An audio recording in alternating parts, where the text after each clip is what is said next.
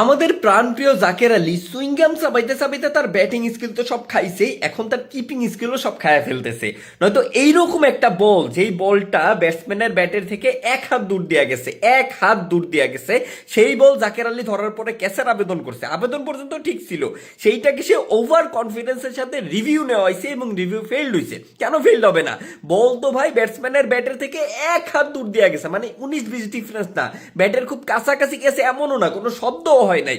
সেই বলটা, যেই বলটা ব্যাটসম্যানের ব্যাটের থেকে এক হাত দূর দিয়ে গেছে, সেই বলটা ক্যাচ ধরার পরে জাকের আলী ক্যাচের আবেদন করছে এবং রিভিউ পর্যন্ত নেওয়া হয়েছে। মানে জাকের আলীর বদলে সেইখানে যদি এমন কোনো বান্দা থাকতো যে চোখে ঠিকঠাক দেখতে পারে না, ঘোলা দেখে বা চশমা পরে, সেই বান্দাও তো এই বল আসলে ক্যাচ ধরে রিভিউ নেওয়া হইতো না।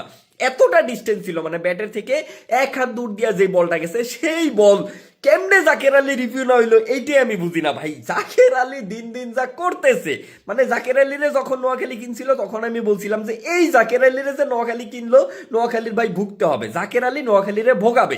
সেই ভোগান্তি জাকের আলী নোয়াখালীরে ভোগাচ্ছে, ব্যাটিংয়েও ভোগাচ্ছে, কিপিংয়েও ভোগাচ্ছে।